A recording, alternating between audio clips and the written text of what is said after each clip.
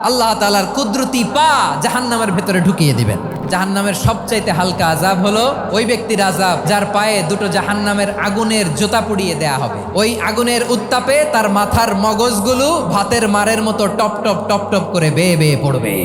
এইটা যদি সবচেয়ে লাইট পানিশমেন্ট হয়, সবচেয়ে হালকা পাতলা সহনীয় আযাব যদি হয়, তাহলে ভয়ঙ্করতম আযাবের কি অবস্থা হবে? জাহান্নামের অবস্থা এত ভয়ঙ্কর হবে, জাহান্নামের ভেতরে লক্ষ লক্ষ কোটি কোটি কাফির মুশরিককে দেওয়ার পরেও জাহান্নাম বলবে হালমিম মাজিদ, আরো আছে নাকি, আরো দাও, আমার ক্ষুধা নিবারণ হয় নাই।